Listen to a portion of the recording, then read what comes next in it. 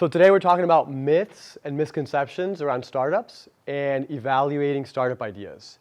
And then we're also going to provide some additional content for you guys to watch on YouTube after the fact. So let's see if this clicker works. Perfect. So who's heard of the term cargo cult before? Raise your hand if you've heard of it. Nobody, not a single person. Okay, great. So we're going to start off today with an interesting story. And this is a real story. This is true.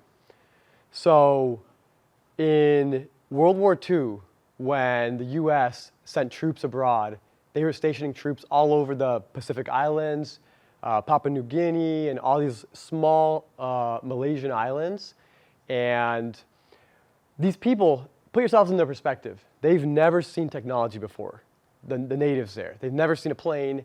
They've never seen a car. They've never seen any electronics before. They just live with whatever they have. So all of a sudden, one day, they see these soldiers coming in with all this gear, and they have flashlights, and they have guns, and they have whatever else, and they're arriving on these planes. And the troops, most of their days, they just spend marching back and forth. Every now and then, a boat comes by, drops off some cargo for them, or a helicopter stops by and drops off some cargo for them. So the natives who live in these islands, most of them went to a Presbyterian church. But all of a sudden they see this and they start thinking, there's no way this could possibly come from a human. All these electronics and goods they've never seen before. So they think this must come from a god. And they basically start to imitate the troops. They start to put on these crazy uniforms. They start to march back and forth. And they're expecting that one day a package is going to fall out of the sky with a bunch of food and a bunch of goods for them. And the crazy thing about this is this actually happened not just in one island, but multiple islands. And this continued for even decades after the troops had left.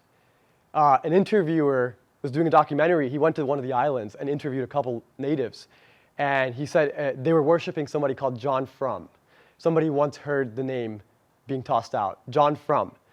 And so they were worshiping this guy. So this interviewer goes up to different people. He asks them, so who's John Frum? What do you know about him? Have you ever met him? And they say, no, I've never met him. I don't know anything about him, but he's the person we need to worship. And eventually we're going to get something that's going to come from the sky, basically. So anyways, this goes on for decades, and it turned into this concept called cargo culting, which is now used as a term to describe several different things. And today I want to make the example that as a startup founder, it's really easy to look at other companies, look at other founders of different stages and see what they do and just try to copy them. And maybe somebody tells you, oh, I ran a Facebook ad last week and we got 100 conversions. And then you want to run Facebook ads. But the reality is not every strategy is going to work for your business. And especially at an earlier stage, you don't want to look at what a successful business is doing and try to copy that, because that's not what they did when they were first starting out. In fact, it's the complete opposite.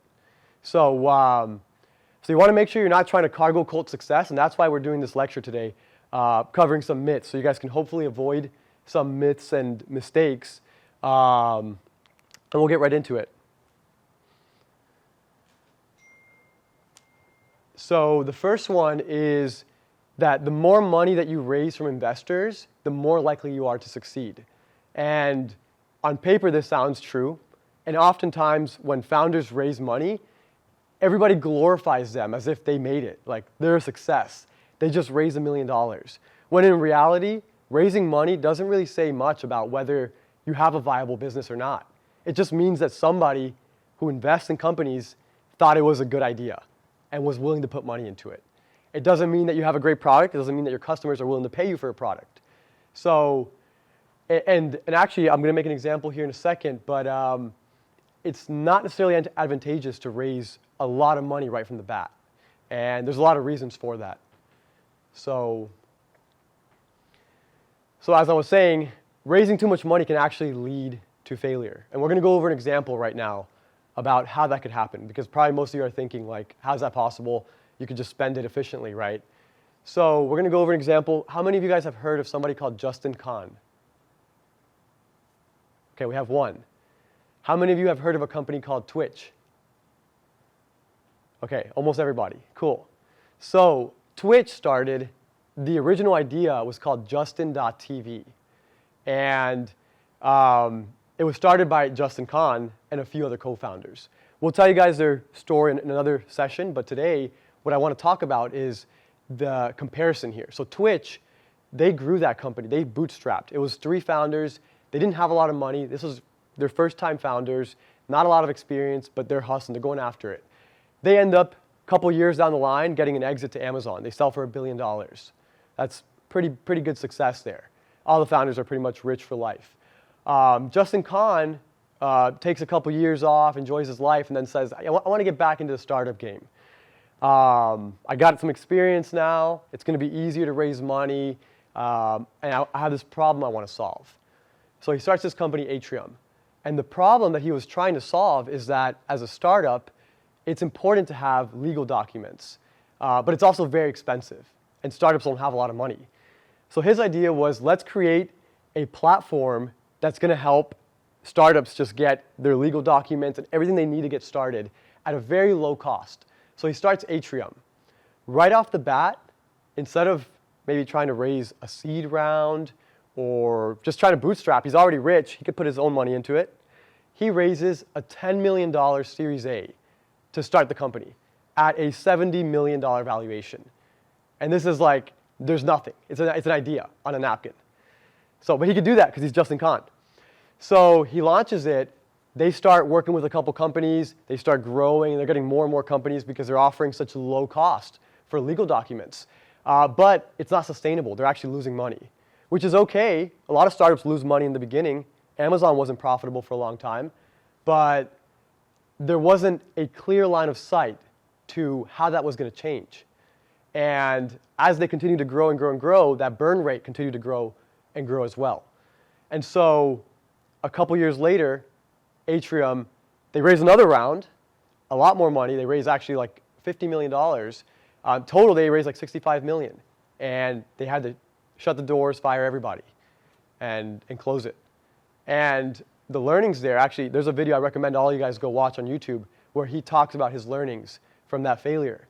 But if you really take a look at it and compare the two companies, Twitch and Atrium, the biggest difference is, and he'll mention this in the video, is that raising that much money changes your focus. When you have that much money in the bank, you're no longer too worried about improving your product. You're no longer worried about going out there and interviewing customers. Your priorities change because you've got $10 million in the bank. You got to start hiring people. You got to get a big office, right? And this is exactly what he did. They grew super fast. They hired like crazy. And then they had all these employees to meet payroll, right? It's really expensive to meet payroll.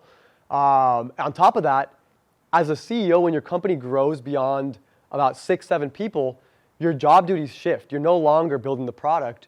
You're now in a management role. You're managing people. And management starts taking up all your time. So anyways, fast forward, he spends a lot of time managing people. The product never improves, and they're never able to deliver on the value proposition, which is really, really affordable, legal, a low cost.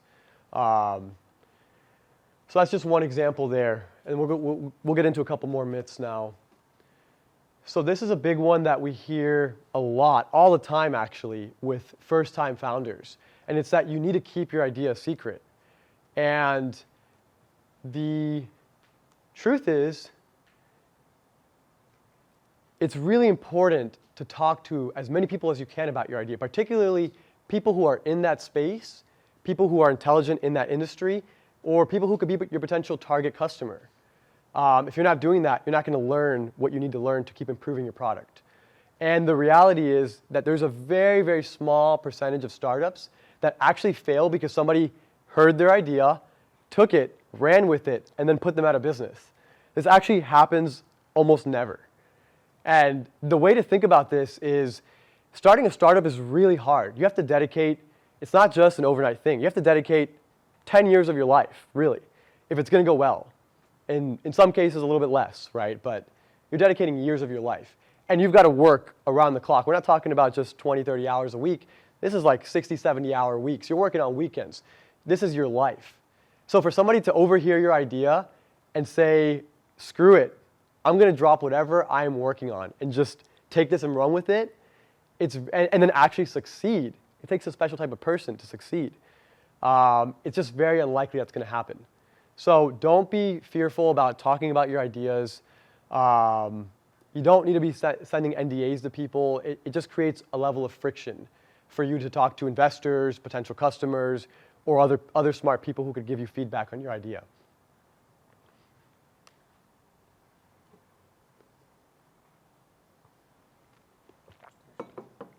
So the third one is that oftentimes first-time founders want to spend a lot of time brainstorming, strategizing, planning, creating a really long business plan. And this often is not the best use of your time early on. The reality is, no matter how much time you spend thinking about your idea and fine-tuning it, when you launch, there's still going to be certain aspects that you're going to get wrong. This is part of building a startup. And this is why it's important for you to launch as quick as possible.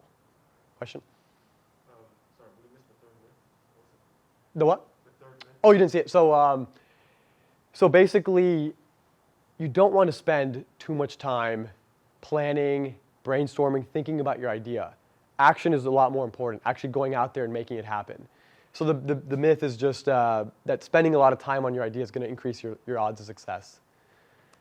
So I forget, I think it was Reid Hoffman or it was some other really successful founder said that no matter how much time you spend on your idea, it's going to be 90% wrong when you launch. And it's just the truth, because the way you build a great product is you build it in conjunction with your user.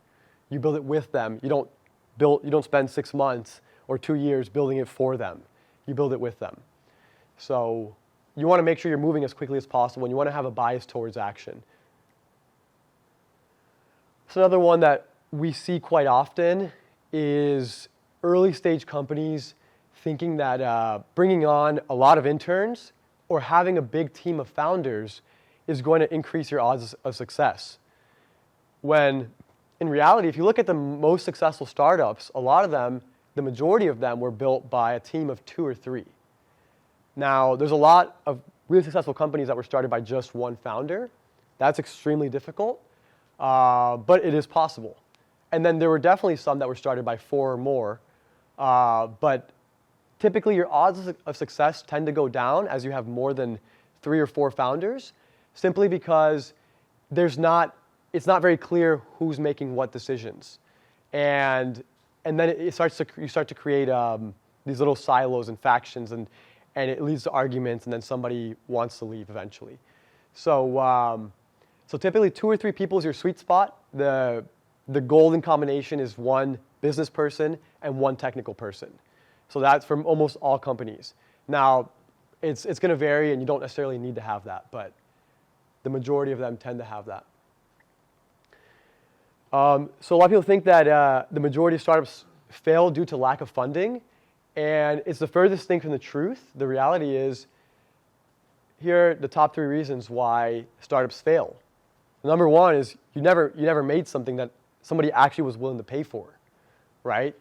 And that has nothing to do with funding. Oftentimes, you can build that proof of concept. You can build that MVP without getting the funding, or with a very small amount of funding. Timing is, of course, a big one. A lot of startups that fail is because they launched too late, or there's no longer a market there, or maybe they're too early. That's happened before too. Some companies that were genius, and they started and they failed, and then 15 years later or 10 years later, somebody else starts the company and completely blows it out of the water. Can you go back to the myth, please? Oh, yeah. And are these going to be available slides? Yeah, we can make it available. We can share it with you. It's also going to be recorded and posted on YouTube. Totally. Any other questions here? Okay. We'll do one more, and then Justice will take over. So this is something that people hear often, that a lot of executives at big companies and CEOs and even successful founders tend to say this, that you're never going to grow unless you delegate, right? And delegating is extremely important once you reach a certain stage. But the reality is for an early stage startup like most of you, where you guys are at, the founders need to be doing everything in the early days. You're the ones building the product, you're the one talking to customers, and as the company grows, the founders end up doing what's actually most important.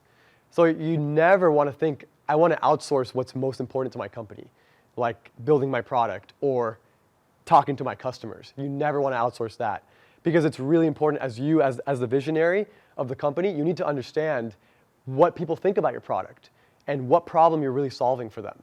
So the seventh myth, you need to wait until you have a product to launch your company. A lot of people think that they have to have their website, they have to have their app. One of the times when I launched one of my first companies, I was waiting for the app to be done, and in the meantime, I could have been building a wait list, could have been, talking to users, could have been building partnerships. So the truth is that first step is validating your hypothesis to your whole entire idea.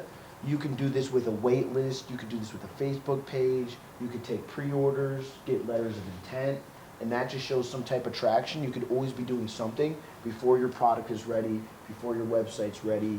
Even though maybe with the rockets, it's hard to build a rocket, but maybe you get somebody who's like, hey, I'm down, I'll sign a letter of intent. Once you build it, I'll buy it. Something like that. So, that's just, the first step is just trying to validate it and get some type of traction. Another myth, you could work on your business part-time or have multiple startups. I've seen a lot of people spread themselves too thin, and sometimes that was my biggest thing. Is I have like ADHD and I'm all over the place. So, I'm trying to do a million things at once, and I'll never forget it, right? This one guy, he owns a big plastic construction company. He said, Justice, a duck can fly, swim, and walk. It does all three like shit. So at the end of the day, you could be a jack of all trades, a master of none. So, you just want to focus on one thing and do one thing exceptionally well. You don't want to do a whole bunch of stuff and just be pretty shitty at everything. So you got to focus. You have to live and breathe all of this. So next, this is one of my favorite quotes by the man himself, Mike Tyson. Everybody has a plan until they get punched in the face. So just like how he was talking about planning earlier, you don't want to spend too much time planning. You want to spend all of your time by doing. So I know a lot of people want to build business plans. A lot of people want to do 64-page business plan. I don't know why people still make people do that. So instead, we're going to have a quick exercise where we're going to do a lean model canvas. Within literally 5 or 10 minutes, we'll give some time. Everybody can, and it'll be a fun little exercise. We'll talk about it. Hopefully you guys have pens. But, you guys will be able to literally make a business plan right now. All right, cool. So we're going to go over, we went over some myths and stuff. We'll go over some parts about the idea itself and some of the problems, and then we'll kind of just chat about that after. So an important part is having problem founder fit. So the first part is how connected are you to the problem, right? I talked about this on one of the first sessions, talking about falling in love with the problem and not your solution. Because did you turn the camera back up? Yeah. Okay, cool. Because the solution is probably going to change. Once you launch it, you're probably going to pivot, it's going to evolve, it's going to grow, but how connected are you to the problem? So up there, I have an example, Easeler. So we had this company come through one of our first cohorts in the accelerator, and when we asked him, we said, why are you working on this? He was working on a pre-alert system for firefighters, so instead of having to wait for dispatch to ring a bell at the fire station, they would get a little vibration that would get them ready so they could already have on their gear before the bell even rings. So basically cutting down time, also cutting down stress on firefighters. Imagine sleeping and then in the middle of your sleep, some alarm just starts ringing on a bell. People get like heart attacks and it just creates a lot of anxiety and stress. So when we asked him, why are you doing this? He said, because my dad had a heart attack, my dad's a firefighter. My grandfather's a firefighter, and my brother's a firefighter. So he understands the problem, he cares about the problem, right? And that's really important. It'd be really difficult for me to go in there and be like, hey, I'm gonna work on a firefighter device when I don't know anything. I don't know one firefighter in my life. So it's just like, how connected are you to the problem? How well do you know this? So the first part, understanding. Second part is what's your competitive advantage? So understanding having some type of expertise, having some type of domain knowledge. So I put up there 2 different examples. One of them I put down, Logan's example, I put down Mac, right? So he's starting, an aerospace company and he wants to go to Mars. That would be impossible for me to do. I don't know anything about rocket propulsion, and I don't know anything about everything he's talking about. It'd go way over my head. So I have no idea. I would have no competitive advantage. I'd be in the space and I'd be lost. So you have to understand, do I understand the industry? Do I have the right expertise? One of the best companies that came through our accelerator, his name was Rashad, and his company was Rise. We went through it in the last session. And he was already working at Maxwell House before he launched his own coffee brand. So he had domain knowledge, domain expertise. He understood the market. He understood how to launch a coffee company, and that's how he got into it. Again, I know nothing about coffee other than that I drink it every morning 5 times a day. So I wouldn't be good to launch a coffee company. So those are 2 really big things that you have to talk to yourself about when looking at some of these ideas. Do I know the market? Do I have an understanding? Do I have domain expertise? Do I have domain knowledge? If not, find somebody who does, bring them on. So, and then the last part about Problem Founder Fit, if this didn't come into the world, what would happen? I'm gonna go back to the first example, Easler. We asked him what would happen if he didn't make this. He said, I feel like I'd let my dad down. I feel like some of these people that I know, like my grandpa and my brother, could die, right? Like that's really serious, Somebody else, they applied to our cohort, and we asked him, we said, what if this doesn't work? Why are you doing this? He said, I want to make multiple streams of income. Terrible answer. If at the end of the day, when you first launch a company, you're not going to make money. You're going to be spending money. You're going to cry your eyes out every day because it's so hard, and you're just like, this is terrible. And if you're just focused on just making a few extra streams of income, you're going to quit. You should go work at McDonald's or go get a job at Applebee's, because you'll probably make more money in the first few years doing that. So everybody just sees the big exits, but they don't see the people who go and cry themselves to sleep every night making it happen. So yeah, just think about those things when you're going over your idea, and make sure that you're a fit for the problem you're trying to solve. Second part, a big idea is based on a big problem. So, I hear all these people, even the big idea competition, everybody wants to work on a big idea, but is this a big problem? So if somebody's going to launch maybe a goat farm or something like that, that's not a big problem. You're not solving something big. He's trying to go to Mars, that's a big problem. That's a big idea. I like that. So ways that you can gauge if it's a big problem, is this a growing problem? Is this a growing issue? At the end of the day, the Earth's decaying and dying, and people need to find the next habitable life, right? So where are we going to go? This is a growing problem. It's getting worse, right?